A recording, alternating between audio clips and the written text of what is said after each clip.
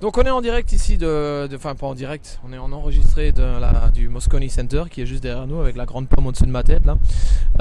Avec donc les amis de Wikilinks, en l'occurrence Boris, bonjour. Bonjour. Et DJ. Bonjour. Gilani pour les intimes. Et puis Stuff. Et puis on va faire un peu une réaction à froid sur les news qu'on vient d'avoir. Notamment, on va commencer par la fin. Un truc qui a un petit peu choqué ou renversé une société qu'on est allé voir juste hier, qui s'appelle Reveal. Peut-être tu peux expliquer en 2 mots ce qui s'est passé là. Alors Reveal, c'est une boîte qui faisait un outil de visualisation de hiérarchie de vue d'applications iOS.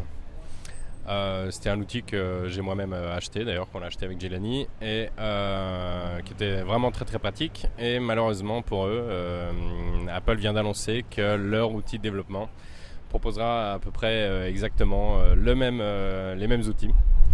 Voilà, donc très mauvaise nouvelle pour Reveal qui doivent être en train de discuter l'avenir, ça doit être chaud là. Ouais, c'est un peu la même chose, c'est un peu du rip-off quoi. Donc l'autre truc qu'ils ont annoncé qui avait surpris Gilani sur le fait que ce soit pas encore là, c'est l'affichage des custom views en vrai. Toi ça t'a surpris puisque tu passes pas ta journée avec Xcode, que ça existe pas encore chez nous. Je fais beaucoup de développement Android et effectivement on pouvait voir une prévisualisation de widgets ou custom view avec les outils d'Android depuis 2 ans. Ouais. Bah nous pas, donc nous c'est pas mal parce que nous on avait jusqu'à maintenant un carré gris en gros ou un carré bleu ou j'en sais rien. Donc ça c'était pas mal. Qu'est-ce qu'il y avait d'autre ? Ah ouais, il faut pas qu'on oublie évidemment, on a un nouveau langage qui s'appelle Swift. Voilà, Swift. Pour les intimes. Voilà. Comme ça se prononce, Swift. Voilà, donc Swift, ça a l'air d'être plus simple, plus beau, plus performant. Enfin, c'est très sexy. Alors, on attend de toucher la bête pour vous en dire plus. Je sais pas si c'est plus beau ou plus performant, mais peut-être que ça te parle plus, toi qui passes ta vie avec Java. Déjà, Objective-C c'est moins verbeux que le Java et Swift c'est encore 4 fois moins verbeux que l'Objective-C. Alors ouais, je suis un peu jaloux. Ah bon ? J'aurais pas cru ça que Objective-C était moins verbeux que Java, mais en tout cas les API Cocoa restent les mêmes à propos de verbeux, donc la longueur des trucs, des méthodes. Et ce qui moi m'a impressionné avec Swift, pour être encore un peu geek, c'est qu'on a ce qu'on appelle un REPL, ou plutôt un REPL en anglais, donc Read, Evaluate,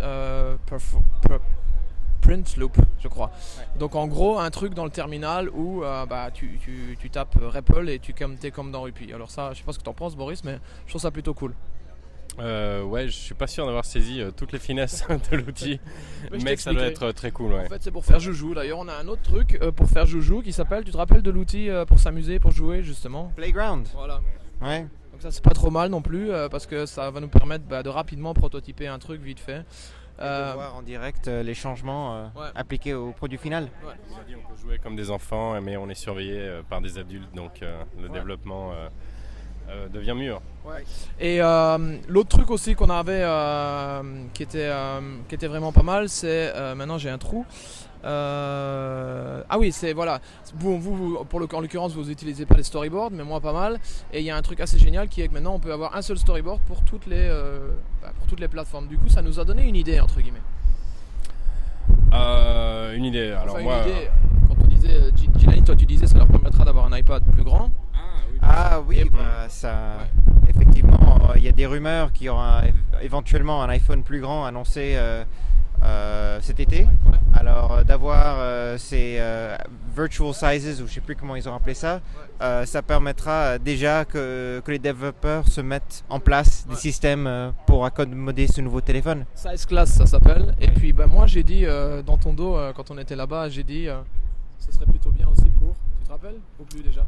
Non, je me souviens pas. Je mais parle et tu te rappelles plus. Choses intéressantes que... Merci. Pour l'iWatch peut-être éventuellement. Ah oui, bien sûr, pour la montre. En fait, disons que voilà, sur d'autres plateformes, que ce soit desktop ou mobile sur Android par exemple, ils ont beaucoup de tailles différentes d'écran, ce qui n'était pas le cas jusqu'à maintenant avec iOS. Enfin, ça a commencé à le devenir, mais là on sent vraiment qu'ils préparent le terrain pour encore plus d'écrans de tailles différentes, donc tout petit sur une montre ou un iPhone plus grand. Pour moi, ce qui était intéressant, c'est que taille iPad, c'est regular, et taille téléphone, c'est compact. Alors, est-ce qu'il planifie un big, style télé ? Pour la télé, peut-être, ouais. Peut-être. En tout cas, ce qui était aussi vraiment pas mal au tout début, c'est qu'il y a pas mal de nouveautés dans l'App Store aussi, pour nous les devs, à commencer par Test Flight, ça c'est pas mal.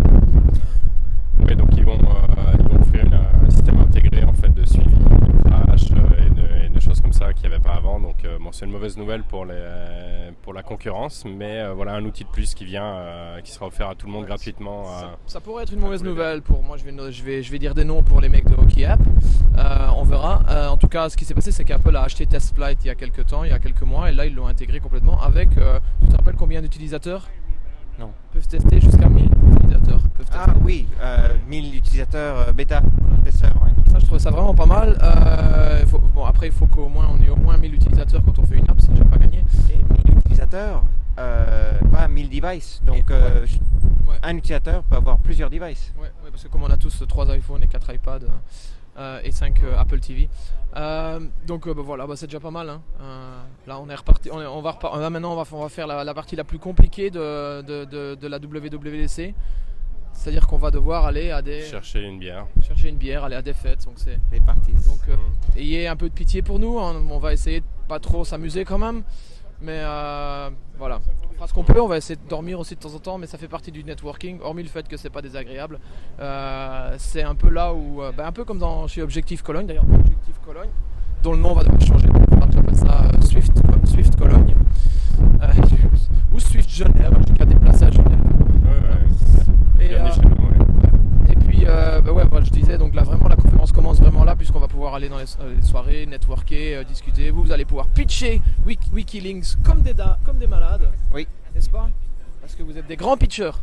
Oui, ça se voit, je pense. Tout le monde est d'accord là sur la gestion.